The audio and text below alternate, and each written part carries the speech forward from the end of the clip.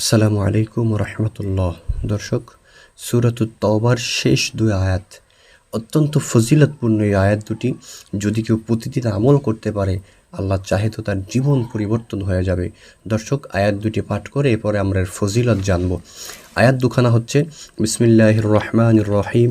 লাকাদ জাআকুম রাসূলুম মিন আনফুসিকুম আজিজুন আলাইহি মা আনিত্তুম হারিসুন আলাইকুম বিল মুমিনিনা রাউফুর রহিম ফাইন তাওয়াল্লাউ ফাকুল হাসবিয়াল্লাহু লা ইলাহা ইল্লাহু আলাইহি তাওয়াক্কালতু ওয়া হুয়া রব্বুল আরশিল আযীম।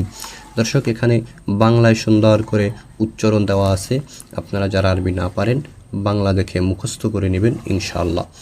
দর্শক, এখানে আয়াত দুখানার ফজিলত সম্পর্কে বলা হয়েছে।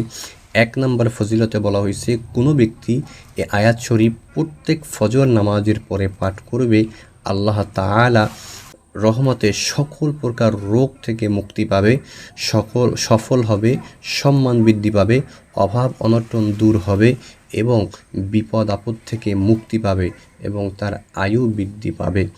দুই নম্বর ফজিলত, প্রত্যহ ৪১ বার এ আয়াত পাঠ করলে স্বপ্নযোগে নবী করিম সাল্লাল্লাহু আলাইহি ওয়াসাল্লামের সাথে সাক্ষাৎ লাভ হবে। ৩ নম্বরে বলা হয়েছে, প্রত্যহ একটি নির্দিষ্ট সময়ে এ আয়াতদ্বয় কয়েকবার পাঠ করলে মহান আল্লাহ পাক রব্বুল আলামিনের রহমতে দীর্ঘ জীবন লাভ করবে, মানে তার হায়াতের মধ্যে আল্লাহ বরকত দান করে দিবে।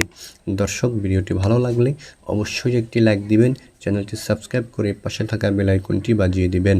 আসসালামু আলাইকুম ওয়া রাহমাতুল্লাহ।